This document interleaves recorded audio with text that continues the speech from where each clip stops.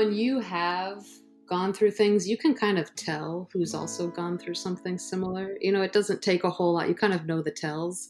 But I think also in creating and songwriting and composing, you are kind of digging in to tell your story.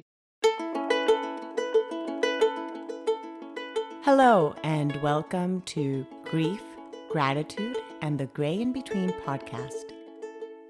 This podcast is about exploring the grief that occurs at different times in our lives, in which we have had major changes and transitions that literally shake us to the core and make us experience grief. I created this podcast for people to feel a little less hopeless and alone in their own grief process as they hear the stories of others who have had similar journeys. I'm Kendra Rinaldi, your host. Now, let's dive right into today's episode. Hello, everyone. Thank you so much for tuning in today to listen. I am so grateful that you decided to pick this episode, because you could pick any episode or any podcast out there, because there definitely are allowed out there. But I feel that when things happen for a reason that you click a certain episode or you decide to open a certain page in a book, it's for a reason. And I do hope that you see that after you listen to today's episode. Today, we have Hope Litwin on the episode, and she is a composer, a singer, a multi-instrumentalist, and producer. She has written for a studio, on stage, for performing live, all these different titles, which I actually wrote. I was just telling Hope, I wrote it on my notebook, yet I don't understand my own writing as I'm reading it. So all the titles that I'm saying, I'm sure she'll be able to clarify in just a little bit. So Hope and I connected because she was actually interviewed by my brother, Daniel Rinaldi, on his podcast called One Planet Music. And my brother said she was looking for a podcast to be able to share her new song, which is called Hollow. And it is an exploration of how childhood trauma affects us once it is triggered and awakened later in life. And so she wrote a little pitch, as I could call. Is that right, Hope? You wrote a little pitch to you Yeah. emailed me with your pitch. She wrote all these things. I'm like, I'm in. So these are the two topics we'll be exploring today as we interview. We'll be talking about how songwriting can be used as a tool for processing grief, and we will also talk about how music can be a portal to a deeper connection with self. So I am excited to learn with you all as I am talking for the first time with Hope. Welcome, Hope. Thank you so much.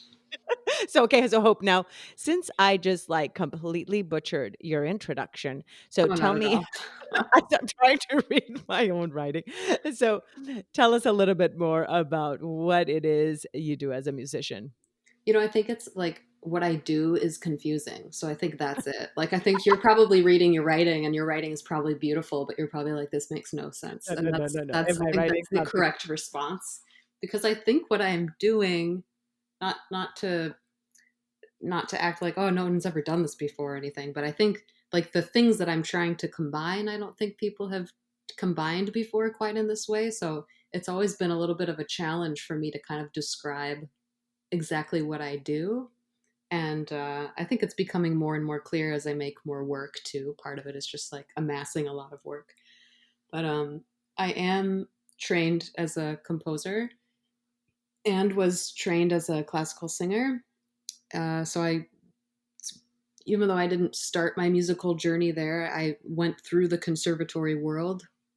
But before that, I was a professional dancer in a ballet company and was a singer songwriter, and then went to conservatory, and then decided that I wanted to learn how to produce my own music because I was tired of not having the say and everything. I think I'm a slight control freak. So I realized if you have something you want to say the way you want to say it, then you got to figure out how to do it yourself. So I did my master's in basically music production for film and television, but it was very like music production heavy.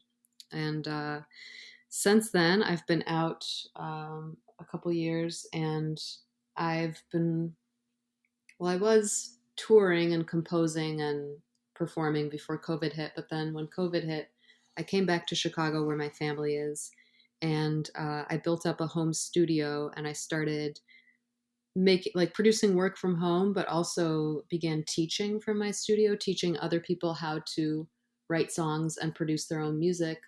And because I have a very strong um, spiritual life and like yogic practice, and have done a lot of work with different types of therapies in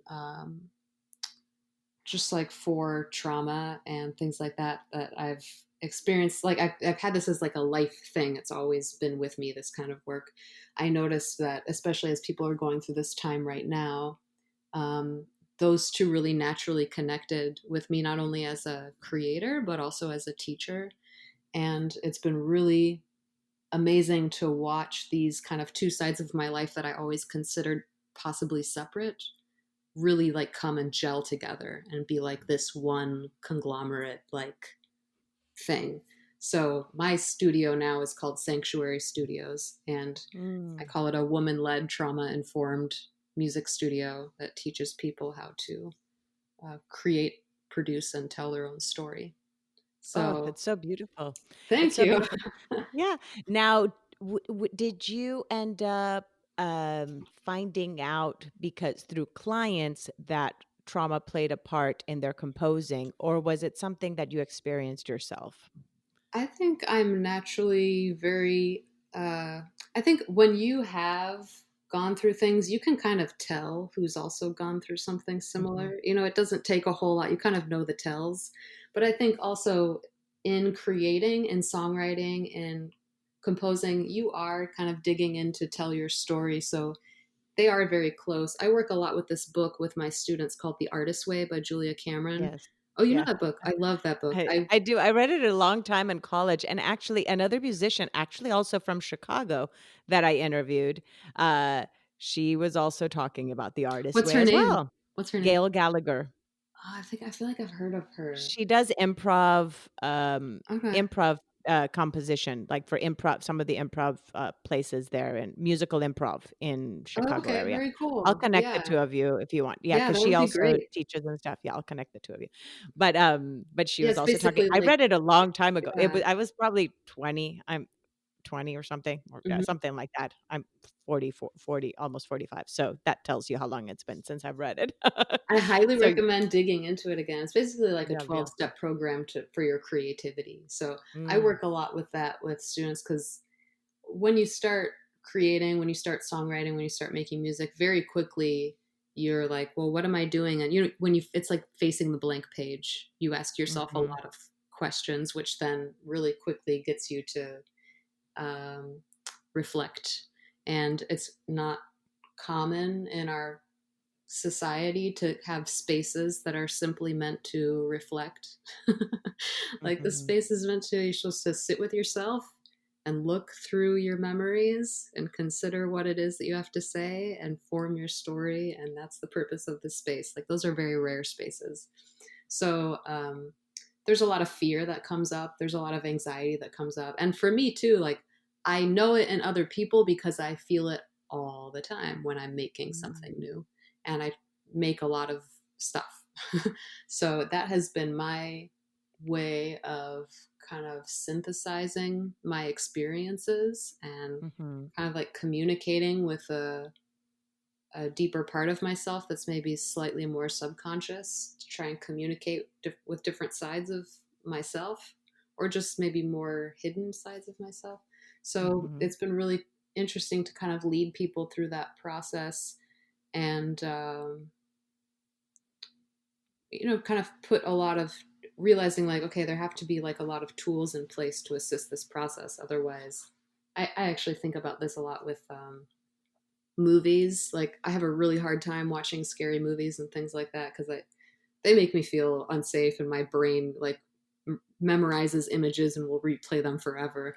But I always think like a really great movie director, even if they're taking you through really dark stuff, if they take me safely through that journey to the other side, I mm, feel like that's kind of the job of an artist. This is a personal opinion. Obviously, an artist can be anything that anyone wants them to be. But for me, I feel like you have a responsibility to bring people safely through whatever that journey is you're taking them on Mm. to the other side. As their guide, they're trusting you with that.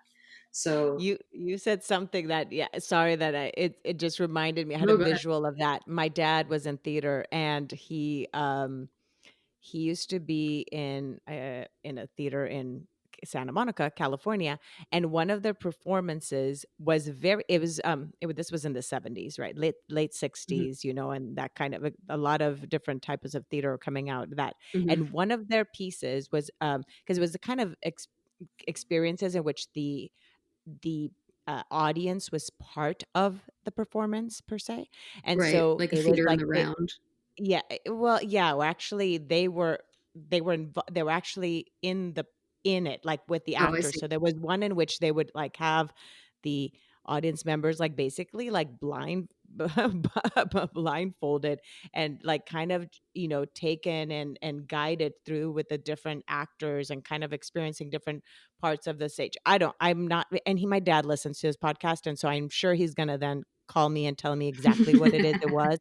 But right now, what you just said, it just reminded me of that experience that they had to feel they trusted the Yeah. actors in order to be able to experience that. And what you're saying is that when you're watching a movie, as long as you're able to trust that if you're safely being guided to explore the fear and or love or tears or whatever it is in that movie, that somehow the director will navigate those emotions to let you explore them in a safe way, Mhm. that you are able to tap into them and have an outcome that is maybe a release or an awakening somehow. Is that Right, did not I just, get like, that right? leaving you in the Mhm. dark forest by Can yourself, which Yes. is how I feel when I watch Lars von Trier movies, so that's, like, my one I haven't example seen when that one. people are like, "Well, who's an example of someone who does that?" I'm like, "Have you seen Dancer in the Dark?" They just, like, I punch you have in the gut and then leave you there.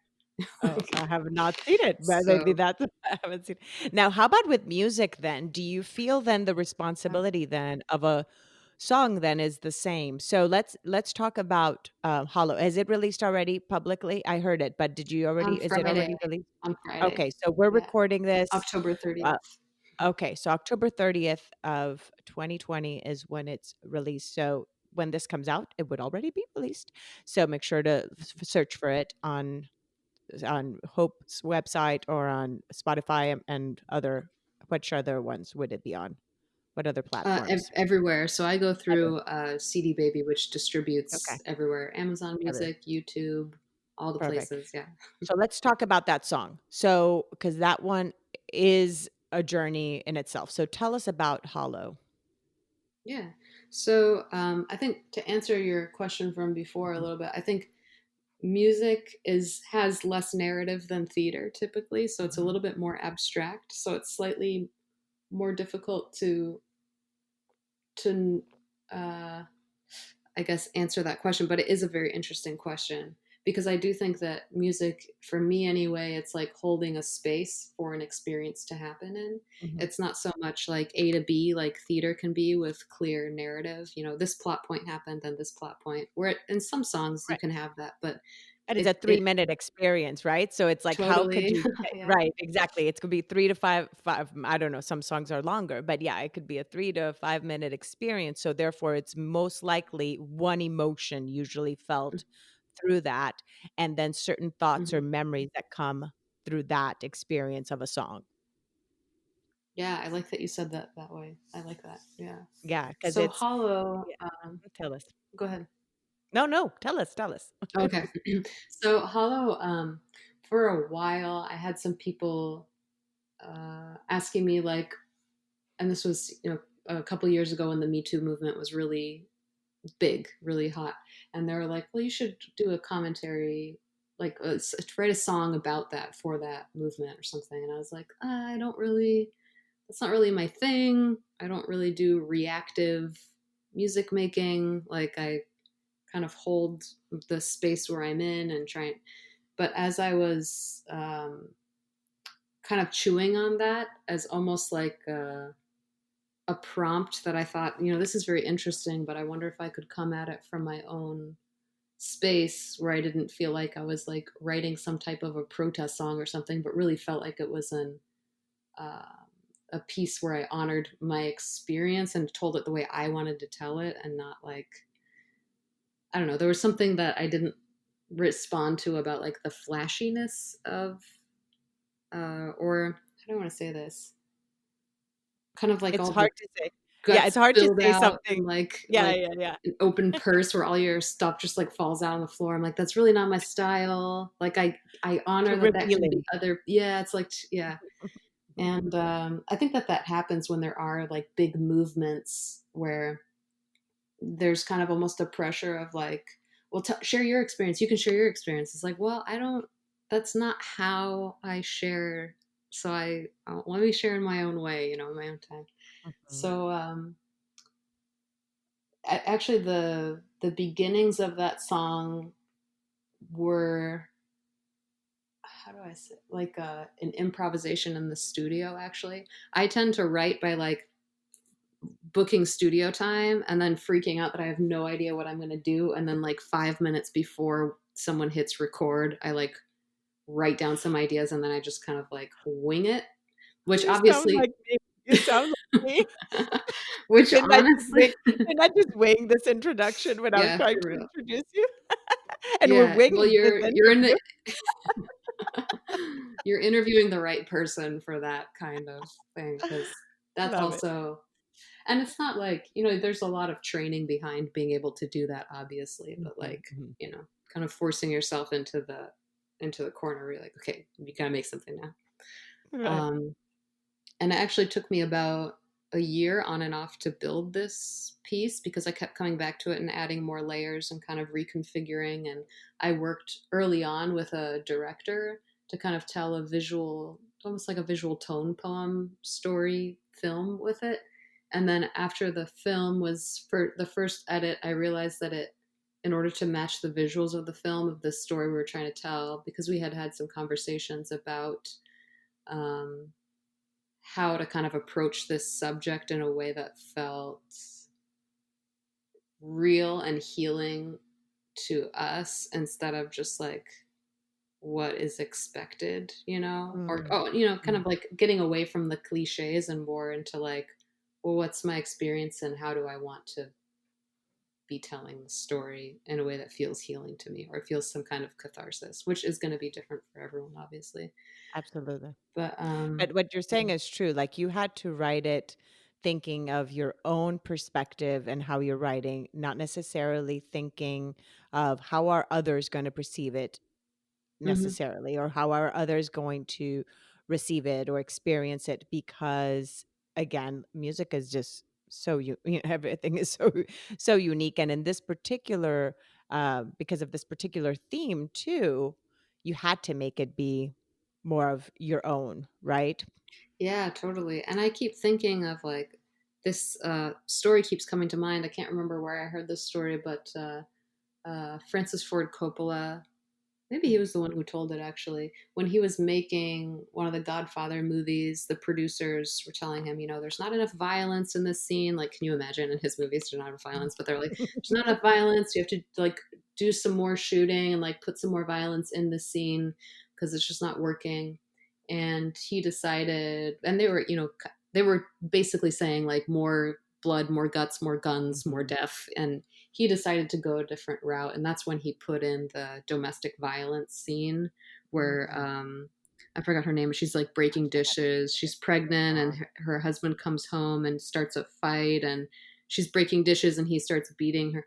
And that's the scene that he returns to them, and kind of the producers just shut up. Like no one can say anything, even though that's not the scene they were asking for. No one can deny that it's like, so his version, I guess, was like, "You want violence? I'll give you violence." Mhm. But it can't. Which It's is like, the one that behind closed doors, the violence yeah, that occurs probably most often, hmm, yet that people don't see. That is yeah, genius, like how he yeah, approached that then. And I don't know that story. And man, I have not seen. I don't even remember which Godfather that would be in because that's so many he's written. yeah. So I'm like I'd have to.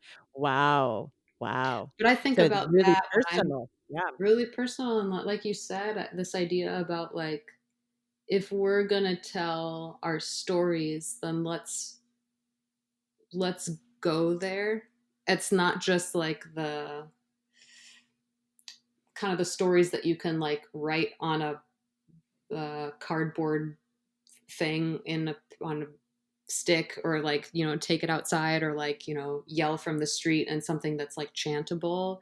At least for me as an artist, if someone's like, I really want you to tell your story, I'm like, okay, well, I'm really going to tell you the story. Mm. I mean, I for me, the beautiful thing about poetry and songwriting is that you can use really beautiful metaphors. You don't have to just say maybe like a novelist would say or something. And like you said, with music, you have less time typically in a song. But Mhm. yeah, I think so. I have like 10 ideas in my head at the same time. Like, which one will come out? Um, but yeah, I had like an artist roundtable yesterday with 10 different artists who were all kind of part of this um, online curated thing. And what came up in that, it just made me think of this right now, was people were talking a lot about like, oh, I don't know as a musician or as an artist if I'm connecting, and that's really hard for me right now, like figuring Mhm. out, how do I reach that audience? Am I reaching that audience? Like, are we communicating? Are we connecting? And I kept thinking like, well, what's the nature of connection? Because like, if I'm, let's say that it's not just art, it's just I want to meet somebody, which is the clearest form of connection, like one person communicating with another person.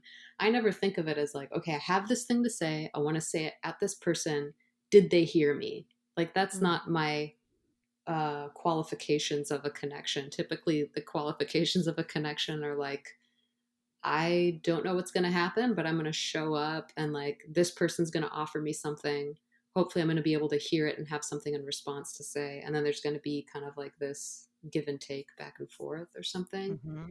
And I think about that a lot too when I'm approaching like making something new, or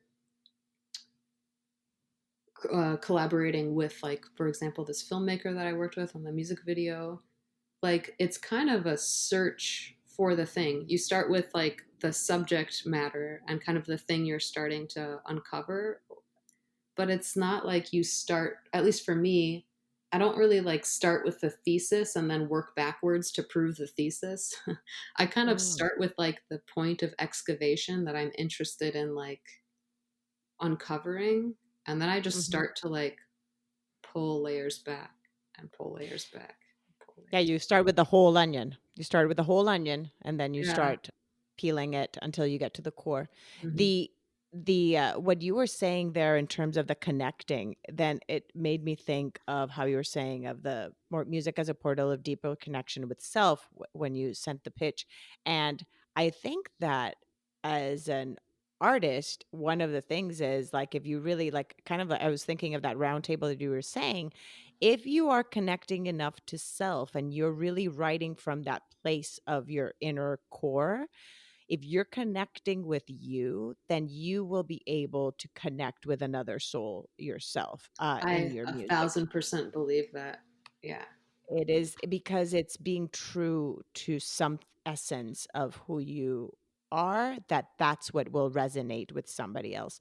Um, I because how else you cannot reach everybody, right? You can't. There's Right, no right, right. way like that you this podcast is not for everybody. I've had friends that don't listen to the podcast because that have never listened to an episode because it's not what they're wanting to hear, right? But it's connecting with those that need to hear. But I'm being true to me, you're being true to you here being interviewed, and that's what's going to create connection.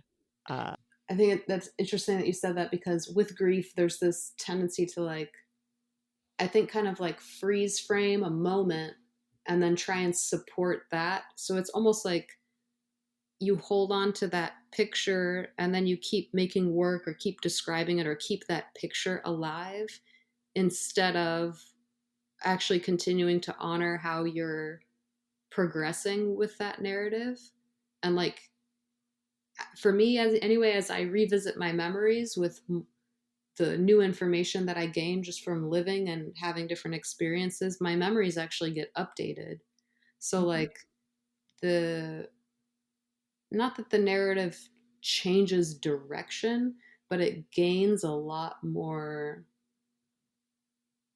perspective and um, just depth. So I don't know. I think it's very tricky um, with art making, and this is why I think I always have my students and myself always be working through some kind of like an artist way journal or some kind of step program so that there's always some kind of direct connection to self. So you're not like just supporting some image of yourself in order to be consistent with the narrative that other people know from 10 years ago or whatever, but to continue to update that and like come back to it honestly. Uh, I think there's a real temptation to kind of end up being some weird poster child that you created for something that's like frozen in time, you know? What you're saying, like the word that came to mind was fluidity. There has to, Mm, so it's not something that happens, even that memory in our head, kind of whatever we experienced. It can't, like you just said, it can change because your perspective changes through time. The experience itself that happened will remain the same. So let's mhm, talk, if we're talking about trauma, since the song Hollow is about trauma, then that experience is there, but then how it's perceived as you keep on growing. And I'm not a therapist, so I'm just kind of saying it just in layman's terms, mhm, is that as you perceive it, then in different periods of your time will be different, even though the experience, whatever happened, is the same, right? But what is fluid is your perception of that. So when we're so attached to how we perceived it at a certain time, right? And mhm, not are not detached from it, then it's harder to also um kind of move through that trauma, right? And be able to then live your life knowing that something happened, yet you're able to live out of it. And with grief, a lot of grief, there's a lot of grief and trauma, of course, too, and a lot of um people that have experienced grief has been in a traumatic way if they've mhm. seen, let's say, their loved one pass away or things like that, if it has to do with death. But there's grief in so many areas of life, right? The Yeah, there's something that identity like and so gets many layers. frozen Yeah. about it. Like Yes. it's Yes. very I feel like the danger is that it gets frozen and then you Mhm. can't kind of embody it in order to like take reins of it in some way or kind of even Mhm. just to fully acknowledge what really happened in order to move through. Move through Like it. it Yep. freezes in Mhm. this like fight, flight, freeze response. Mhm. And then it Mhm. it just kind of gets stuck there. And I think that's Yeah. the thing too as I'm working with the different songwriters and helping people through telling their story that I come up again against over and over again, and in my own writing as well, where it's like you sit down to finally write through something and then you just start making your shopping list because you like can't handle it. Like you can't even Mm. approach the inner world. It's like too much. So you just start writing a shopping list or your directions to where you should be going next or it's like Mhm. so It's a protective it's a mm, protection mechanism that our mind goes totally. through, right? Because Yeah. it's really hard sometimes to be able to face it, um, face those moments in which we were hurt, in some way or another, that therefore then when you're trying to address it, to even, as you said, even write music about something, you still Mhm. end up kind of somewhere else, where you're like, "Wait, Yeah, why am I totally. writing this shopping list?" Mhm. But again, it's because it's still stuck. It's still stuck somehow. It's still stuck in that particular memory of whatever it was Mhm. and how it was that happened, and not being able to be viewed differently with a different perspective in order to kind of shift um shift and move through it. And again, it's not moving on from experiences happen to everybody, and they are part of who we become, and they're necessary. I mean, let me just put it, any experience in life is necessary for us to grow. I'm not saying wishing any ill on any of us, but we grow through tests. That Mhm. is my perspective, but I don't see how else we would grow if everything was just perfect, right, in our life. Um, Tests are how we are able to perceive life differently and grow resilient, and then all of a sudden experience all these emotions that even as an artist you kind of want to have lived a little bit, I'm sure, in order to have something to write about too, right? Yeah, that's man, you opened up so many beautiful like things in that.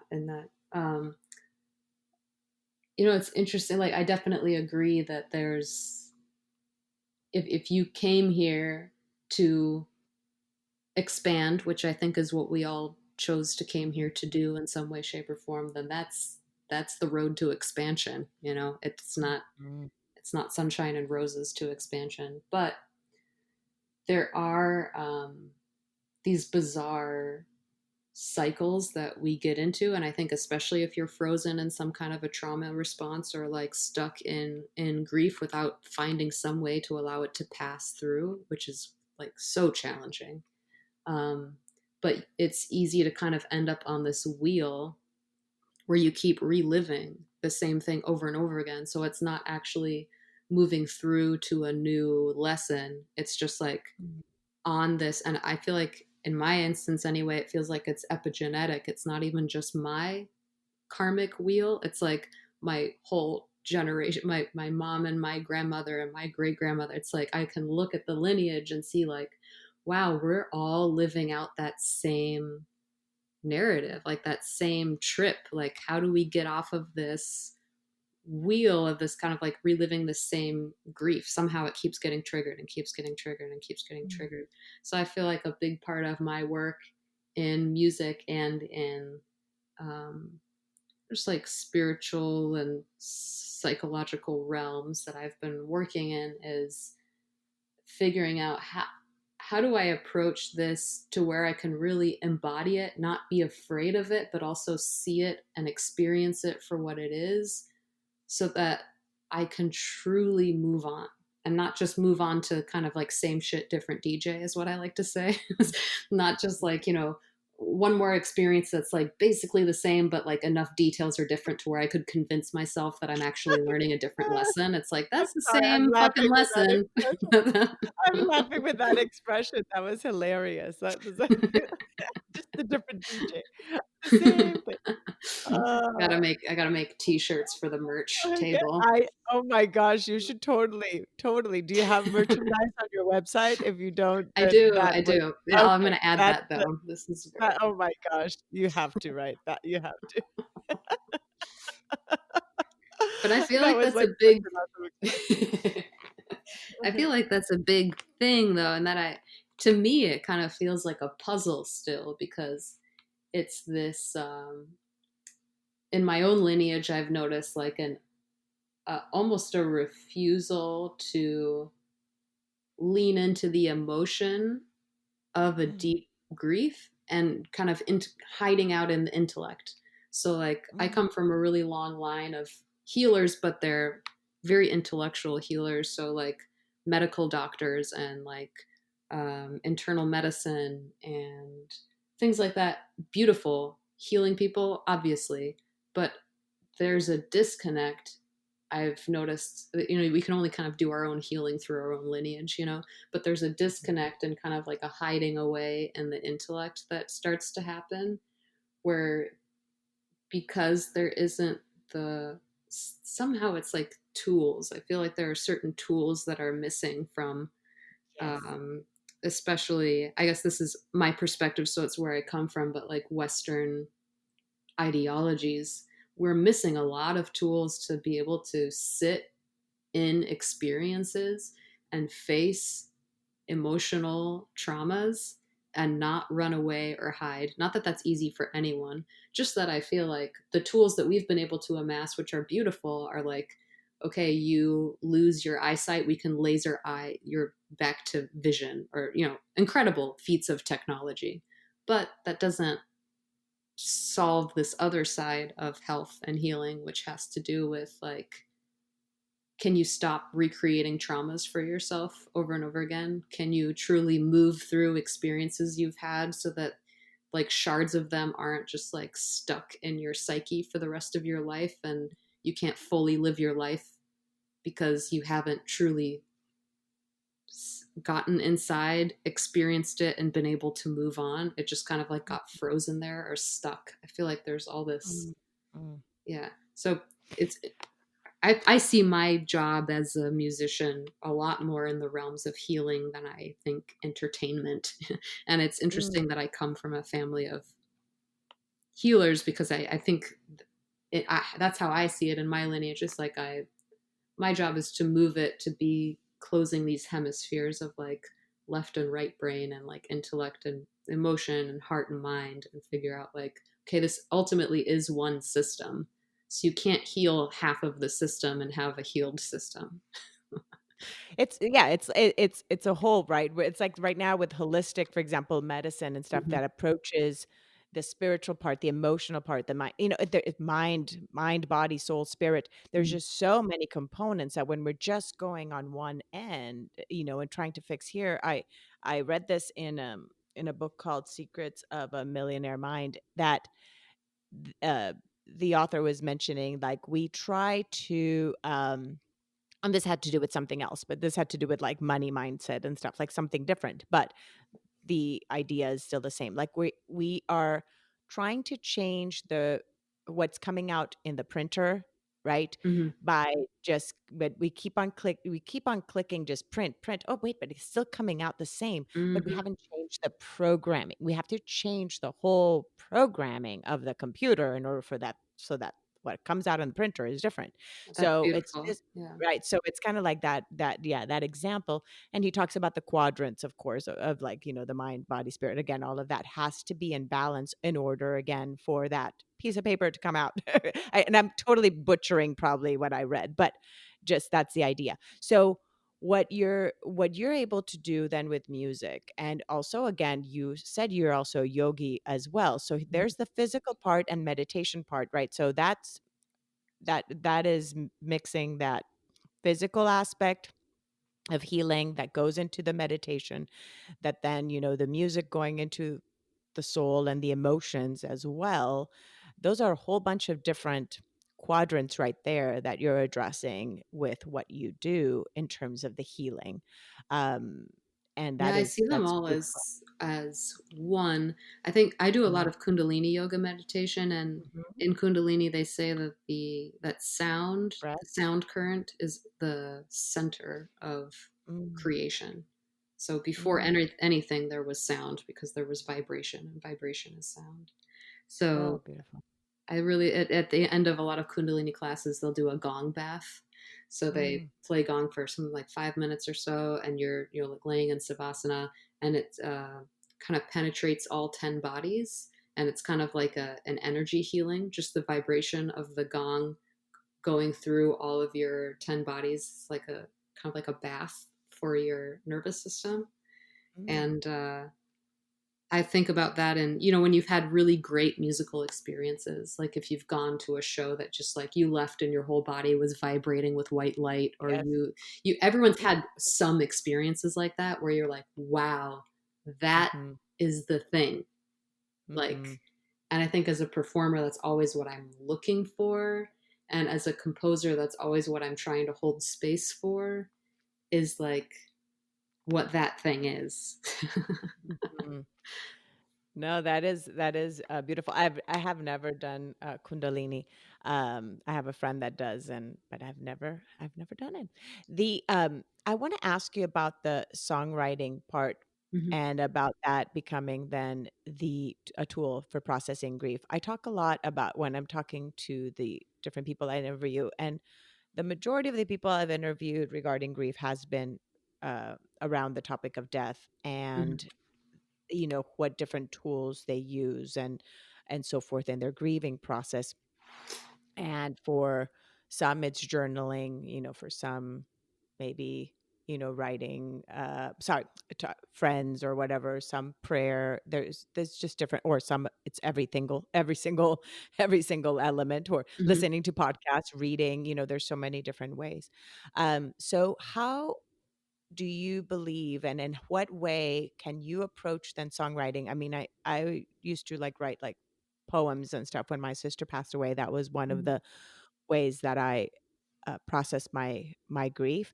Um, what ways do you think, as a songwriter, are let's say gateways again to be able to start that process of allowing it to flow, I your love grief this to flow? question. Yeah, this is like my favorite question.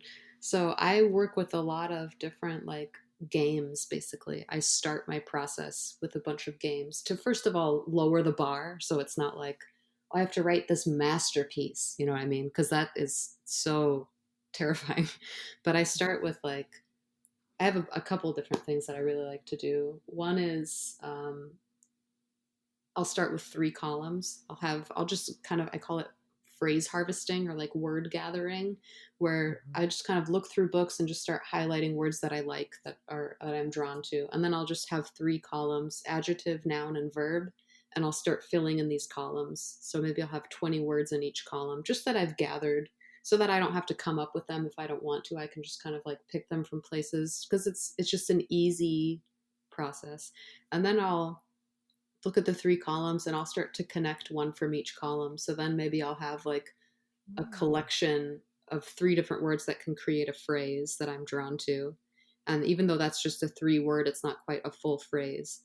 I'll start to, so let's say out of the 20 verbs, nouns, and adjectives, I'll create randomly 20 different collection of three words from, one from each of those columns.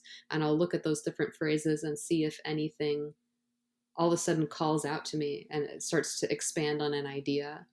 And usually there's at least one from that many that I'm like, oh, that's an interesting place that I would like to go. And I'll start free writing a little bit on just that tiny little phrase. Like maybe I can rearrange these three words and add some prefixes in and add some little extra words in to create what kind of sentence could I create out of this. And then that'll be kind of the starting point that I'll start to expand from. And if I decide to do more than just one little sentence of three words, um, I'll choose maybe four, let's say, to experiment with, and Mhm. maybe of those four, three little word packages, a verse will come out, which is maybe four lines, and then I'll cut them up into different little slices of paper and move the paper around. So it's very like Wow. tactile.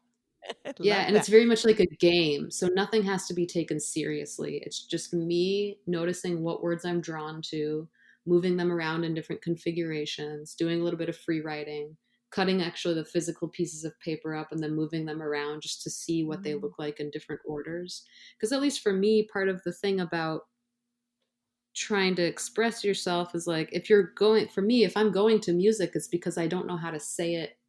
Otherwise, I would just call a friend and say it. It's so much easier.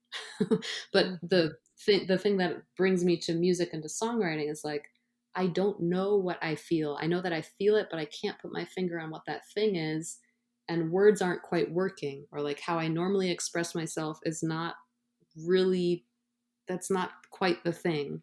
So it doesn't feel like it's been completely honored. So it's kind of this, it's almost like an excavation game of like, Mhm. well, let me put some tools in front of me and let me move some words around. Let me kind of like put some puzzle pieces together and see if I can just allow my subconscious to start to make connections between things for me, where it can kind of lead me to like, oh, maybe put this word with this word, and then maybe put these things at the end and this thing at the beginning, and then kind of take a step back, and your subconscious will start to make connections for you.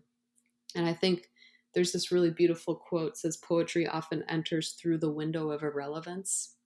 Mm. And there is something about simple songwriting games like this that like you allow it to be nonsensical. Birthed. And Yeah, it's birthed. It and comes it's birthed.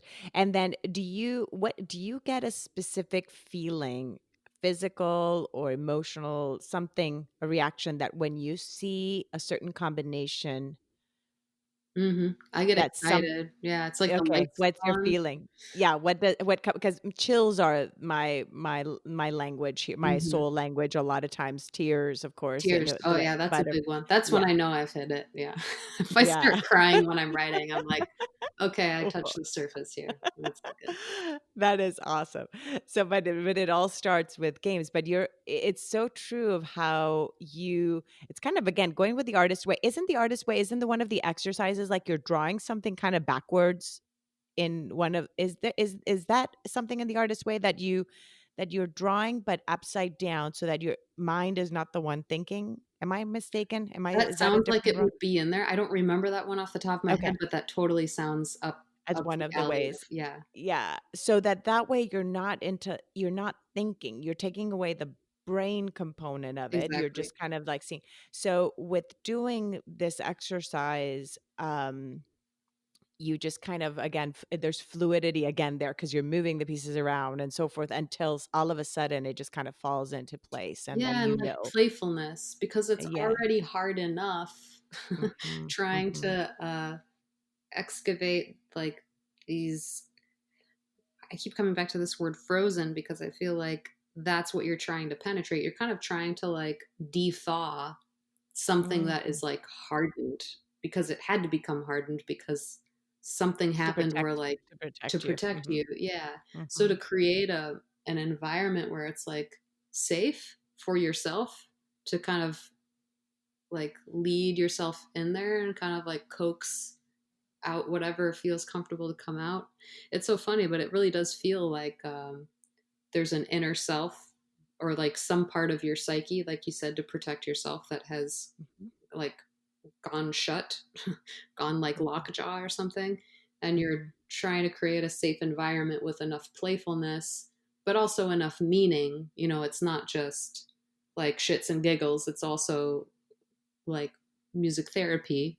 So you're trying to create a safe environment where there's still the opportunity to draw out something that's like a golden nugget of like, oh, that is how I'm feeling right now. Okay. Mhm. But it really is like a conversation where, at least for me, when I sit down, I know that there's something happening and that there's something deeper, but like my conscious brain doesn't know what it is, but it would like to know because it's tired of ending up in the same flashbacks all the time. So it's like, Yeah, okay, you sit don't with, wanna live Groundhog Day all yeah, every day of your life. exactly, Ground exactly, exactly. Yeah. Relive Groundhog Day every day. Now, would you, since when we air this your song will already be out, would Mhm. you be open to sharing maybe your favorite phrase or part of your song or Oh, one of your yeah. songs? Yeah, no, Mhm. I was thinking like when you were I can't remember what we were talking about earlier, but um, something about starting to look back on an experience and how we look back is very different, like updating old The memory perception. files, Mhm. yeah, The perception. perception changes, yeah, mhm. And this song starts with kind of like a negative list of traits about myself, which is very common, I feel like, for people who are experiencing grief. It's not just like, oh, I miss this person. Oh, this thing that happened was so sad. Usually it's like, I'm this and I'm this and I'm this and I'm this. It's like a laundry list of things that we're upset about ourselves, things we should have done better, things we're bad at. It's like kind of incessant. At least for me, that's how I experience that. So the song starts with, um, I talk back, I'm testy, I'm greedy and messy. Like just this laundry list of all of these things. And to me, it's the honest way in. Like if I'm taking the real route toward uh, a memory of something that happened that should not have happened, that was completely unfair, that was, the honest way through for me is all of the ways that made me see myself differently. Mhm. Like that experience made me see ugly things about myself, which is true. I wish it weren't true. It's like the kind of candy shop version is like uh, a clear victim and then a clear perpetrator, and then one is always innocent and one is always guilty and there's no kind of bleed over. But I Mhm. think the reality is when you experience something done to you that was very violent, you kind of pick up, it's almost like you're carrying some of that violence. And even if it's not yours, for whatever reason, it's still like in your hands. You're still holding it because that transaction happened. And it's really hard to shake it off of you and acknowledge, like, I'm not that thing, but that thing came in contact with me and like did this weird blood transfusion thing. And so now I'm holding on to all this stuff that isn't even mine. So I feel like for me, the honest way into this song was like all of this like debris that's left over from that experience that I almost have taken on as like mine. I just want to acknowledge it. I just want to list through the things that I'm holding right now, Mhm. as a because if I don't kind of name it, then I can't let it go. Mm. That is so, so, so important what you just said. If you can't name it, you can't let it go. You do have to be able to go back to that place or at least that experience or whatever in your head in order to release it. It's taking ownership. It's kind of like Hmm. in life, not regarding necessarily in grief, but in anything because there ownership of our in our life and certain things that we do in order to be able to grow from that. And in this case, I'm not saying again that somebody that's been through trauma is necessarily going to own up that and Right. that they were guilty of it, or you know what I mean, because Hmm. that's not what I'm saying, but you do have to own up that it was lived, that you lived that, and Hmm. that is very hard to do, but as you said, in order to be able to move through it, you do have to kind of face it. Take the monster Hmm. by the what is it? The bull by the horns, basically, in that moment.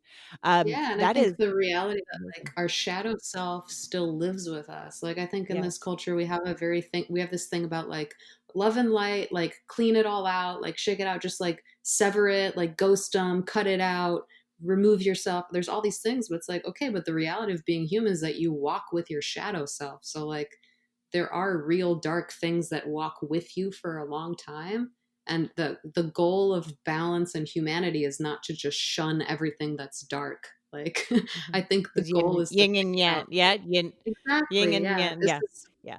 this That is walking balance. with me. I'm gonna Mhm. acknowledge that this is walking with me. I'm not gonna try and like sever it because that ends up with really complicated like denial, like all kinds of addictions coming out of that, of people just kind Yeah. of unable to figure out how to have space of something that is their darker shadow psyche side of collected events that Mhm. is it's there, and like to figure out it's like okay, well we're going to be walking together for a while, so we're just going to have to find like a pace that works for both of us. Right. And when you're saying that right now, when you were saying about facing it, since you do meditation too, isn't in meditation something that you are supposed to can you hear the garbage truck going through? No. Can you hear it? Because the microphone picking it up? Okay. I'm like, I hear like, it's like, maybe I should not record on Mondays now that I'm like, should I stop recording? Um, as I'm saying this about meditation. So when meditation isn't it about like when thoughts come, your job is not to push them away. Your job is to acknowledge that they're there, Mhm. see them, and then let them go by. So in that same way with our shadow self, as you call it, I've heard that expression, and I know a lot of different authors and stuff to use that. But your the parts of you that you don't necessarily liked as much, but that are part Mhm. of you, Mhm. you have to be able to see them in order to Mhm. walk along and be able to also embrace all the other beauty that has come because of those sides of you also being there. And Right? like sit with them, because I think that a common like misconception about meditation is like, oh, it'll come and it'll go. It's like in my meditations, when something dark comes, it just fucking It sticks. stays. It's just like there. It's not like it's just coming through and now it's leaving. It's like It's like the I've debris gripped again, on. like you were Yeah, mentioning. You exactly. mentioned that debris in your song Hollow. It's so in those moments of meditation, sometimes those thoughts stick there Oh my like a gosh. piece of toilet paper stuck on your shoe that you cannot take off, and I you're actually shaking. I did like an 8-day silent meditation retreat, Oh, Lord, I would not survive. I'm and it was basically like I did go through like some ups and downs, but I mean, that's like 8 hours of meditation a day for 8 days, and it was I was stuck with basically the same thing for that entire Ay, ay, time. ay. So it's not, I mean, there was obviously some modulation within it, but it's not like I sat silent with myself and then it came and then it went. It like that was not the experience. Now, what happened after those 8 days? Were you able to move through that, like, at all? That's a Or, not real like, like did you I said, grow it's from still that going. experience? Oh, Having definitely. sho Okay, okay, I like, because recommend if silent meditation retreat. I mean, maybe I'm a special kind of personality that enjoys that. Maybe there are people who wouldn't, but like I was afraid going in. I was like, how is that even possible? But it was a beautiful experience. It was much easier than I thought it was going to be because I thought it was going to be like treacherous, but it really wasn't. And I didn't miss all of my tech dings and all that. And I didn't Mhm. feel lonely. Like I thought I was going to feel lonely, but not at all. And I think I'm still handling like whatever it is that we've come here with that is kind of our thing. Like when I look at my own life, it's like there's a lot of patterns, like a lot of repeated types of things that keep coming up. So it's kind of the same lesson over and over again, you know? Mm, So in that way, I can't say that like, oh, within 8 days I solved that thing. Like I think it's whatever is my karma that I'm here with that I'm working through, I'm continuing to find new ways to healthfully handle it. But mhm. I definitely think it's kind of like a wheatgrass shot or something. I mean, it's like a really heavy dose of clarity for those moments, but obviously you have to keep it up and keep working through it. Working, And yeah, working, yeah. It isn't just like this magic yeah, it's not like a magic pill that you take and then, whee, it went away. right, yep. And also different you said this, as well, just again with the aspect of your song, again, how sometimes it just keeps on coming up. There's certain times in which we feel maybe we've already outgrown or moved through something, and then all of a sudden, years later, something else can trigger um, Mhm. some of these emotions or again traumas back again in our lives, and that we have to face them again. But again, the trick there would be, are we facing them with a different perspective, or again with the lens that we experienced back, again before? And that is where the key would be as to knowing, have we grown through that experience and living that? And when we're seeing that, are we seeing it differently now? And that, I think, is what is the when I call this podcast grief, gratitude, and the gray in between. The gratitude component just comes from being um, grateful that you have had an opportunity to grow and to grow through something that's been so hard in your life, of any experience that you've gone through. That's where the gratitude can come from, is the fact that you have grown. That's And beautiful. yeah, like really, yeah, I think and really that there's a lot of things that would not happen had you not experienced certain things in your life. And again, it does Totally. not mean that you're happy that you lived them. That's not the Mhm. at all. It's like if I say that I'm grateful, that I can find gratitude in the fact that my sister passed away when she was 18 and I was 21, that doesn't mean that I'm saying I'm happy that she passed away. Mhm. It means that there have been so many different things that have happened in our lives, and our families' lives and people around us, that would have not happened had that not Mhm. had she not passed away. Again, Right, would we have wished it any differently? Of course, but that is not what that right. is not the cards we were dealt. So by seeing things with gratitude, you're able again to grow with it as well. Um, so that's I love that. my I so with your with your songwriting, do you go back? How long have you been songwriting, by the way, composing? How Uh, many years? You're since I'm young. You're young, but 16 and I'm 33. 33 minus okay. 16. Okay. Quick So it's been a mathing. long time. Yeah. Yeah. So what, and I probably got a C if at most in math. So don't ask me to do that math in my head right now. I- and I don't have 33 fingers and toes to count that and then subtract. Cute. That's cute. But, what in those years have you gone back to looking even at some of your songs that you wrote, you know, s since you were, say let's say 16, now with a 33-year-old, as a 33-year-old, and do you see the different person you are now?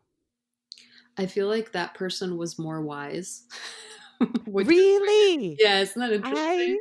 I you know what it is? That person was less tainted with life's probably, I don't know, the things in life. A lot of times we maybe start intellectualizing too much, that Mhm. maybe that's and stop losing sight of our trueness, which is our soul, because we're so you know what I mean, thinking Yeah, things too much. and it's Maybe interesting that's because I what it is. remember when I was young, a lot of people were like I would play my songs out at different bars and stuff and, like, open mics, and a lot of older songwriters would say, like, "Why are you writing about this stuff? You have no life experience. Like, you need to go live life and then write about these subjects, and then you'll have something more to say," which is so tragic because, like, I feel like all the stuff that I wrote then was, like, so much more on the nose or, like, kind of had this, like moral wisdom in it that I Mm, don't have much access to anymore because there's definitely like this taintedness of like watching people continuously do horrible things that you're like, wow, mhm, I don't know that mhm. I Disheartened, it's like a for sure. disheartening, Yeah. yeah. Yeah. Which I hope to come back to it in a new way. I kind of see like what you're saying about you keep coming back to this same thing. I see it as like a spiral. So even though you Mhm, have your own thing that is your thing that you deal with, hopefully it's like you're spiraling out where each time you spiral around to come visit it, it's at like a deeper groove or like an outer layer that has a little bit more perspective or something. mhm, mhm. Yeah, just it's I mean, again, we can grow or not grow. It Mm. dep Yeah, or yeah. maybe what we think is growth, what we perceive as growth is different, you know what I mean? And Mm, again, back to perception. Like, we may see it like, right now, you're looking at your 16-year-old writing, and maybe there's a longing to those times in which mhm, life was just different and freer and, like you said, less tainted with, like, the mhm, hardness of the world. Maybe mhm, there's that longing that comes from that. So, that you're still attached a little bit to that because it's still you. mhm. You know what I mean? It's still you. Totally. But, and a lot of times we kind of tend to, I know for me, like, I cherish so much my high school days, and, like, oh Mm, my gosh, high school, and with my friends, like, oh my gosh, we had the best time. It was the best times ever. And, like, we're constantly, like, living in this moment that's, like, kind of like trapped in time, mhm, but we're like, wait a minute, we've lived so much since, we've had children and this, but somehow those experiences, kind of, we are, like, putting them on a pedestal or something, I don't know. mhm, But there's been way more probably things that have been more meaningful since, mhm. but anyhow, I don't know if that makes sense what I was trying Yeah, to no, totally. kind I of yeah, that makes sense. draw Yeah. now, I am so grateful that we were able to have this conversation. Is there anything else you'd like to share with the listeners before you also share your all the places they can find you? If these are subjects that they're interested in, I do have other albums that like are on this same subject. My most recent album is Wild Beast, and I explore the inner beast on all of the tracks on this album, and that's available everywhere: iTunes, Amazon, YouTube, etc. And if anyone on your podcast is interested in exploring the healing of songwriting and music production and telling their story, I do run courses. You can visit my website or contact me through the information I give you to put the links in. And Perfect. yeah, and I would welcome anyone who's interested in going on that journey to join these courses. They're really, really powerful. How long are they? How long are your courses? About 10 to 12 weeks, depending on which one. But I try to keep it That's like a school semester. Yeah.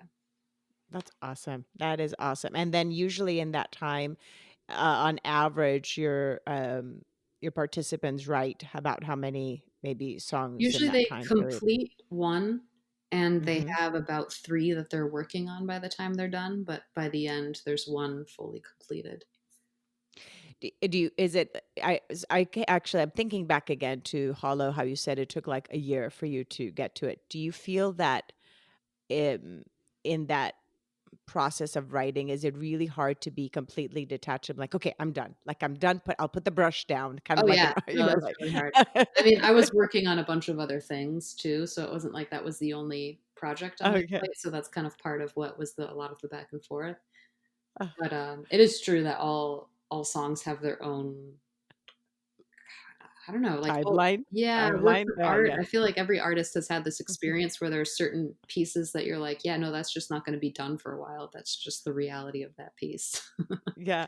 You know that Bob, have you ever watched, is it Bob Ross, is that, Oh, the painter. the painter? So I recently, believe it or not, and I know it's an old show, but my daughter is like, "Mom, watch this. It's so satisfying." She's like, it's like it puts us to sleep, like literally because his voice is so calming. Mm. But sometimes we're watching him paint. We're like, oh, that looks so good. And then all of a sudden keeps on putting more stuff. And we're like, when is he gonna be? And then we think that it's done. Yet he keeps on putting more things and more things and more things. And I'm like, oh, okay, we see where he's going.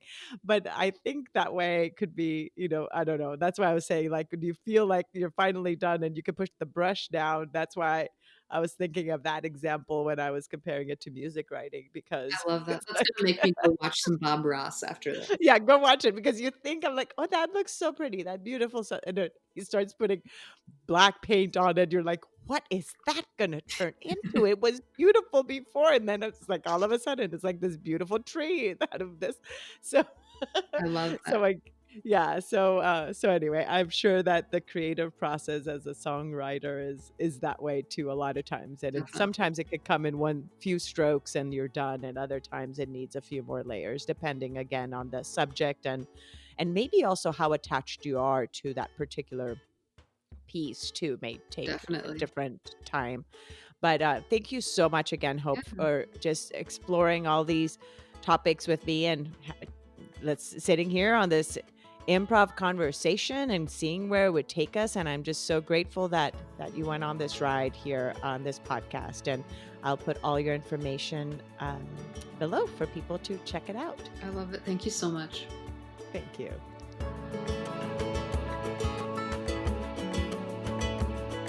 Thank you again so much for choosing to listen today. I hope that you can take away a few nuggets from today's episode that can bring you comfort in your times of grief. If so, it would mean so much to me if you would rate and comment on this episode. And if you feel inspired in some way to share it with someone who may need to hear this, please do so.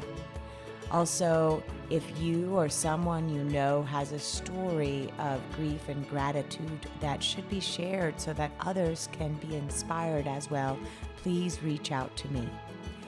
And thanks once again for tuning in to Grief, Gratitude, and the Gray in Between podcast. Have a beautiful day.